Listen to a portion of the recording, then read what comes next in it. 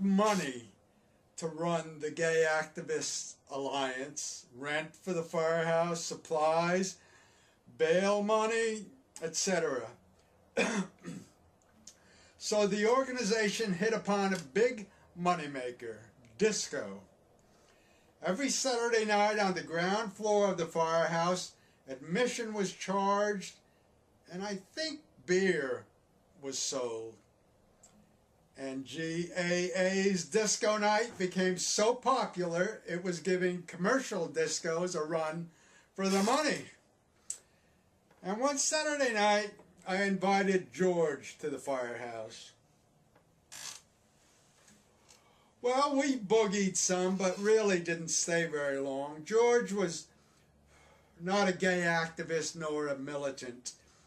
For Christmas, he damn near had a conniption when I gave him a subscription to The Advocate, the national gay newspaper. He was afraid it'd now be on the list of known homosexuals. Another disco night at the firehouse, I chatted with a sad, feminine guy leaning on a car in front of the building. He was neatly dressed in a frilly white suit, his wedding outfit, he told me.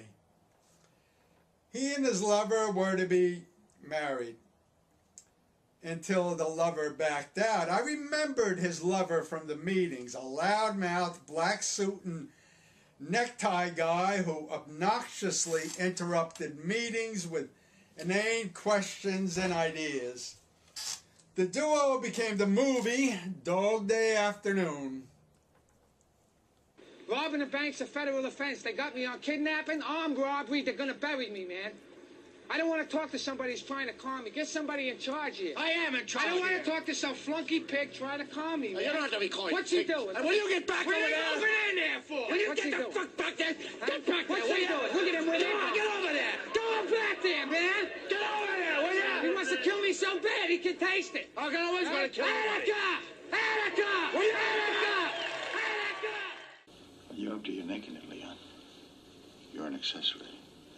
They can't hold me responsible. Any help is a little understanding. No, Come on. I'm afraid. Yeah, just talk to him. No, please. Come on now. I can't talk. It's just, how's it going to hurt you on the phone? All you don't do is on the phone. I can't. I don't know what's. Just right over here on the I phone. can't. No. Can't. Now, you think about it, Leon. Yeah.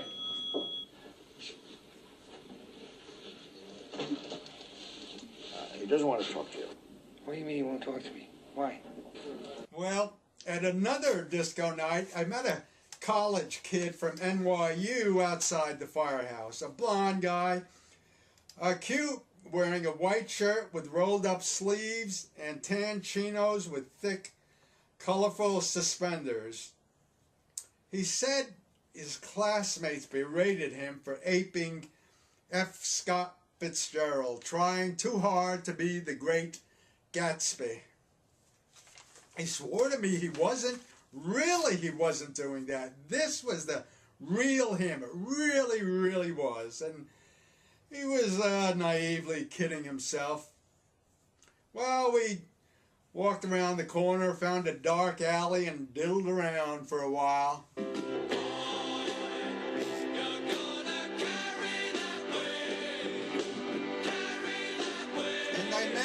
Another guy at the firehouse. After the dance, he took me to his very small and very dark one-room apartment nearby, talking incessantly all the way. He would not ride the subway.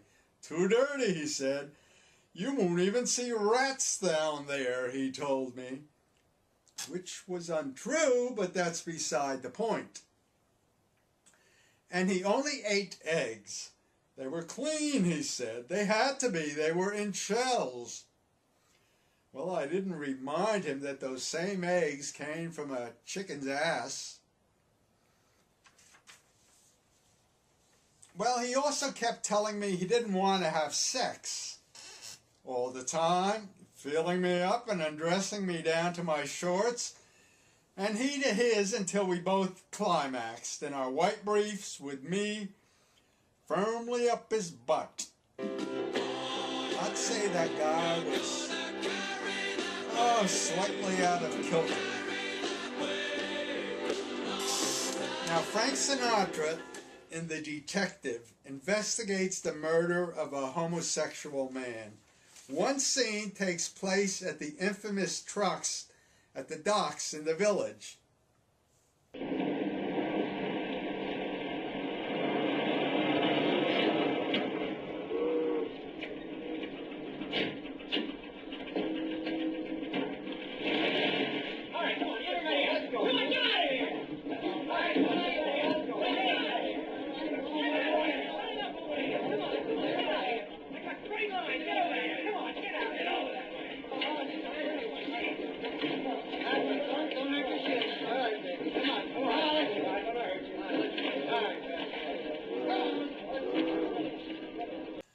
Well, let me count the ways that this scene was all wrong. First of all, the sliding overhead door at the back of the truck was never closed.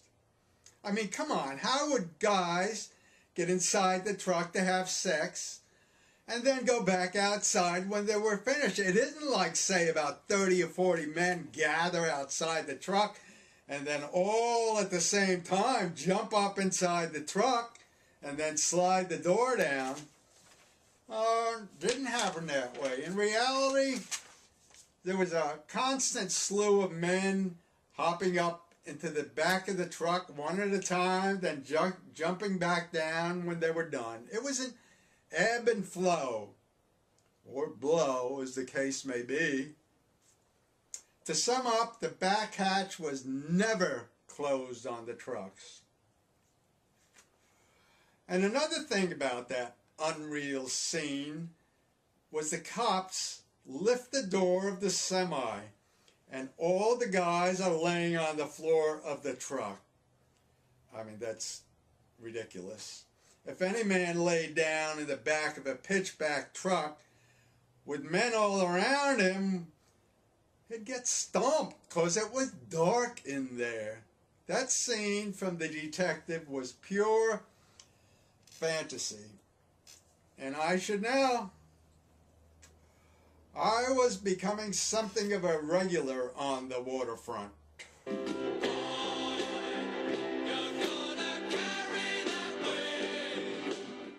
Empty trucks, quick sex, anonymous sex.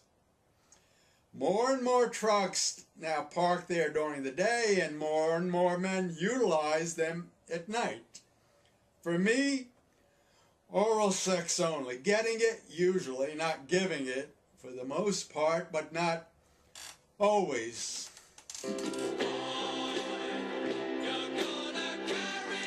And there were stories going around that gay bashers were rampaging through the trucks and robbing and beating up gays. Now, one late night, I met a guy. We hopped up in the back of an empty truck and was soon joined by two others. And they started feeling me and my partner up. Not too unusual so far, but something was off. They weren't feeling the right places. And before I knew it, they snatched my wallet from my hip pocket, grabbed the same from my partner, hopped off the truck and disappeared into the night. The trucks were becoming dangerous, which didn't stop me from returning again and again. And sometime during this period, and not surprising, I got the clap again. And I again went to the public health center and was relieved of it.